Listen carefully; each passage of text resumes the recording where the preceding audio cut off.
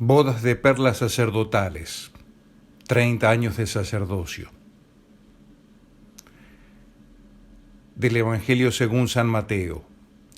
El reino de los cielos se parece también a un negociante que se dedicaba a buscar perlas finas, y al encontrar una de gran valor fue a vender todo lo que tenía y la compró. El Señor dice sorprendentemente que este negociante que se dedicaba a buscar perlas finas no vendió o no recabó, digamos así, el dinero que necesitaba para comprar esa perla y eventualmente agregarla a una colección. Es fácil pensar que se trataría de un coleccionista de perlas, visto que si se dedicaba a buscar perlas finas, tendría seguramente una colección, pero acá la colección aparentemente termina porque encontró una de gran valor y fue a vender todo lo que tenía y la compró. No hay ajuste de cálculos acá. Encontró lo que buscaba, lo más importante. Y esto a mí me deja pensando mucho en esta perla de gran valor que no he encontrado yo, sino que el Señor me ha regalado, y que es el sacerdocio, el ministerio sacerdotal. Ha pasado tanto tiempo ya, 30 años. El ministerio se va transformando como la vida, y uno cambian las circunstancias, cambian los lugares, cambian las personas, cambia uno mismo, portador de este tesoro de oro que uno lleva con dentro del propio barro. Cuando uno es ordenado sacerdote, uno quisiera comerse el mundo, por así decir, ¿no? Con la evangelización, con la santificación, con el deseo de predicar a Cristo a quien quiera, por donde sea y en las condiciones que sea. Después de 30 años uno ha engordado como si al mundo se lo hubiese comido realmente. Y las fuerzas ya no son las del inicio. El entusiasmo se transforma, no desaparece, se transforma. Es una linda palabra, la palabra entusiasmo, entheosesmein, estar en Dios. Y uno siempre está en Dios, aunque las fuerzas no sean las mismas. En realidad esto pasa en todos los órdenes. Siempre he sido muy deportista y bueno, ahora me encuentro en un momento de la vida en el cual me doy cuenta que mi pobre cuerpo ya no me responde como en otros tiempos, y que no le puedo pedir tanto tampoco como en otros tiempos. Y pasa lo mismo también con las fuerzas que uno tiene que administrar en el ministerio sacerdotal. Reservar siempre lo mejor para el Señor, pero darse cuenta que, hay que amarlo con todas, se trata de amarlo con todas las fuerzas, con todo el corazón, con toda el alma,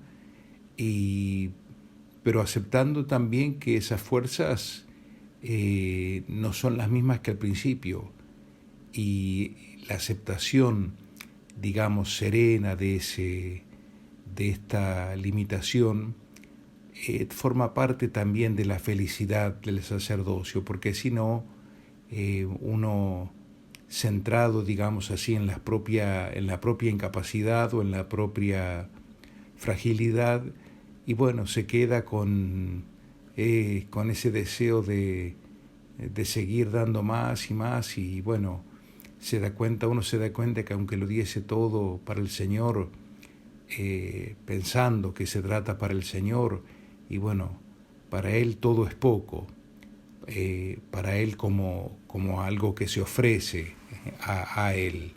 Pero por otra parte, para Él, es decir, para Él como sujeto que recibe nuestro ofrecimiento, si nosotros realmente ponemos toda la carne en el asador, todo lo que somos, lo que tenemos, bueno, ese todo que ponemos es como la oferta de aquella pobre viuda en el Evangelio, que puso más que todos, porque todos pusieron de lo que tenían de más. Ella puso todo lo que tenía, era poco, pero era todo.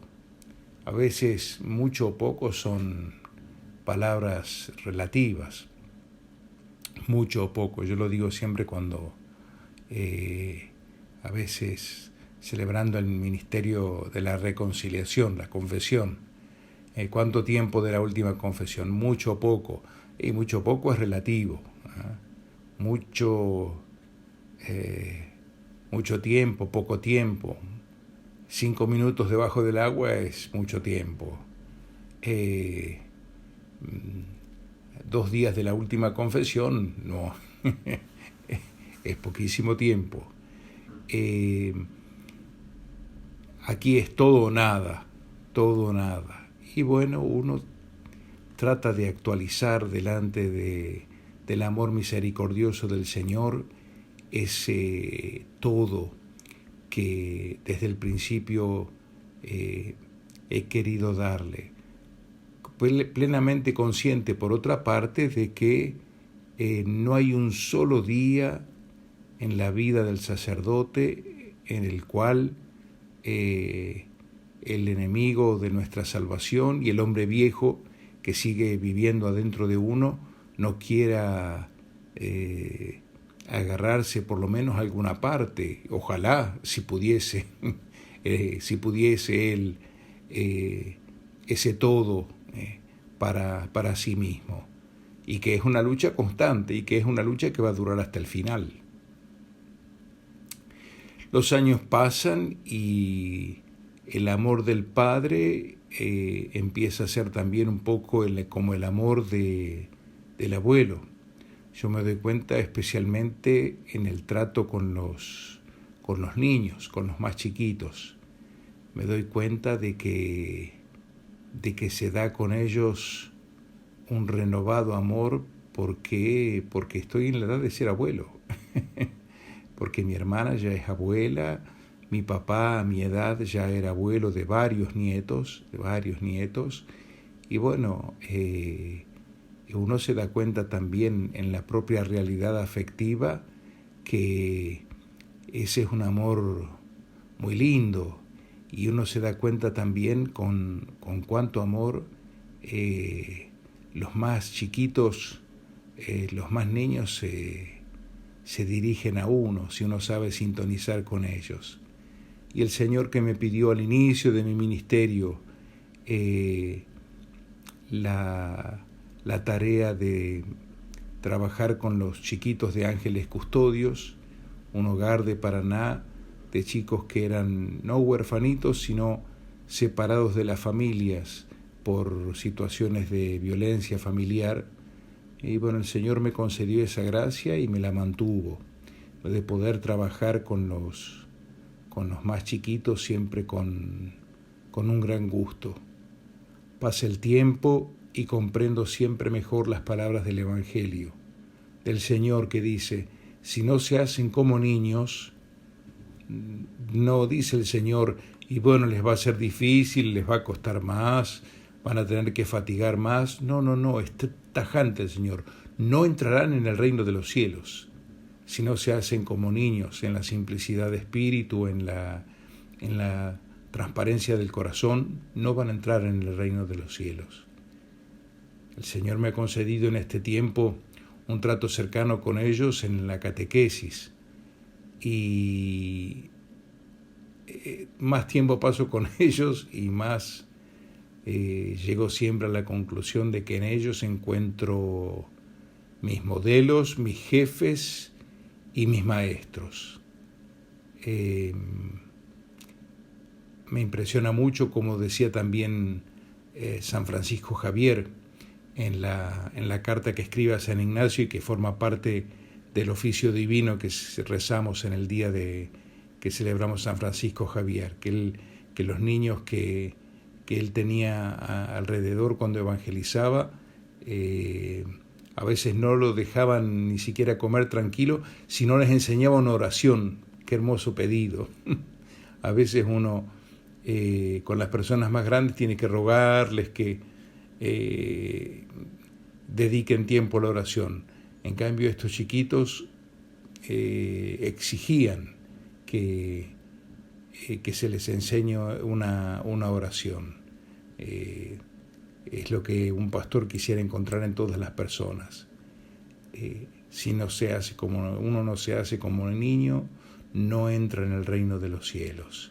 Y ahora la perspectiva del padre, que tiene un corazón de abuelo, toma también ese sabor. Y por otra parte, el ministerio se transforma también en todo lo que se refiere a la dimensión magisterial del mismo. He tenido la gracia de poder doctorarme en teología junto con los padres carmelitas, una experiencia sumamente enriquecedora. Después de haber estudiado con los jesuitas en mi juventud, cuando hice el colegio secundario, la licenciatura y el doctorado con los padres carmelitas. Entonces, poder tomar estas dos espiritualidades tan diversas y tan ricas cada uno, primero para poder enseñar. Recuerdo mi tiempo de enseñanza en la Facultad Teresa de Ávila en Paraná, una experiencia muy linda que recuerdo con mucho afecto. Ahora, en cambio, en este pueblito de Italia, donde ya no tengo la oportunidad de cátedras universitarias, sí tengo la oportunidad de poder detenerme a charlar así con más tiempo, con toda la gente. Ya no tengo necesidad de correr tan apurado para hacer la cantidad de cosas que tenía que hacer cuando era un poco más joven, cuando estaba a los inicios o a la mitad de estos 30 años. Y bueno, también esto tiene toda su riqueza, esto de transformarse un poco de un profesor universitario sacerdote a un Don Camilo, para los que conocen el personaje simpático de las películas. Es un personaje muy italiano, un cura muy rural, muy de pueblo, que tiene en su pequeño pueblito un intendente comunista al mango, comunista aguerrido, y entonces, bueno, los dos se pelean, pero en el fondo se respetan, se quieren. Es todo un desafío también para mí, para una Europa que se va descristianizando cada vez más, y entonces que necesita que los sacerdotes seamos, además de muy divinos, por así decir, por nuestra vocación, muy humanos, y que estemos muy cerca y que hablemos no en difícil, no en eclesiástico, sino en un lenguaje muy humano, en el que todos puedan comprender, especialmente en el que los más chicos puedan comprender. Yo sigo con mi manía de preparar las homilías porque irónicamente tengo un auditorio virtual mucho más numéricamente más grande que el auditorio real de mis pequeñas parroquias los domingos. Y bueno, trato de que ellos comprendan y de convencerlos de que es importante, digamos así, este momento fuertemente catequético dentro de la liturgia dominical. Y ellos no me entienden tanto. Y bueno, estamos siempre en un tira y afloje. Ellos de afloje padre, no hagan homilías tan largas. Y yo de decir, bueno, aflojen un poco con mirar el reloj, porque si no, si la misa se hace muy larga es porque la fe es muy corta. Pero bueno, ahí estamos. Agradezco nuevamente al Señor cuando doy una mirada hacia atrás en mi vida, contento y convencido de que lo más hermoso, lo más bueno que he hecho, lo más sabio que he hecho en mi vida es responder que sí al Señor. Y bueno, ahora que ya la mitad de la vida, obviamente más de la mitad ha pasado, rezo con las palabras de ese salmo que dice, bueno Señor, con simplicidad en mi juventud te lo he dado todo. Ahora que ya estoy más cerca de la vejez y de las canas, vos no me abandones.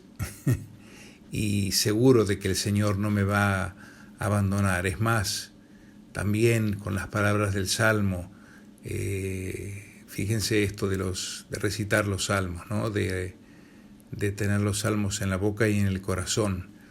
El breviario en algún momento de la vida sacerdotal puede ser un peso, una dificultad, una obligación para cumplir.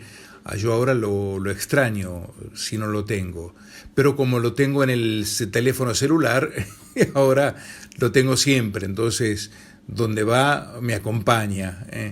El Papa Francisco decía hace poco, si tratáramos la Biblia como tratamos a nuestro celular, y bueno, yo tuve la buena idea de tener todo esto también adentro de mi celular para que la palabra del Señor me acompañe siempre. Y bueno, les decía, citando el Salmo 137, que habla de... yo me gusta mucho cómo se lo escuchaba cantar a mi párroco, ya desde chiquito. Te doy gracias, Señor, de corazón, porque escuchaste las palabras de mi boca. En presencia de los ángeles te canto y me postro hacia tu santo templo. En presencia de los ángeles te canto. Y sí, la verdad que a veces solo en presencia de los ángeles, porque no hay nadie. Pero me pasó una cosa muy linda. Una vez un muchacho estuvo parando aquí en casa y en el piso de abajo, que es el piso de las visitas, él a veces se daba cuenta de que yo estaba cantando solo arriba en mi habitación. Y bueno, tiempo después, este buen muchacho dio un giro importante en su vida, entró al seminario, está en el seminario ahora. Hablo de mi querido Agustín, los que los conocen se darán cuenta quién es. Y una de las cosas que me dijo, que me mandó decir, porque ahora ya nos vemos mucho menos, es: ahora comprendo por qué cantabas tanto.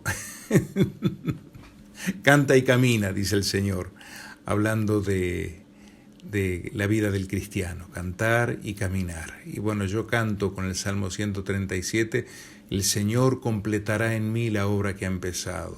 Señor, tu grandeza es eterna, no abandones la obra de tus manos.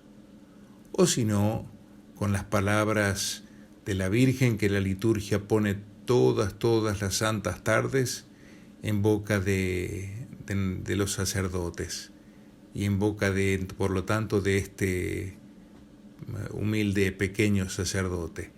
Mi alma canta la grandeza del Señor, y mi espíritu se alegra, se llena de gozo en Dios mi Salvador. Amén.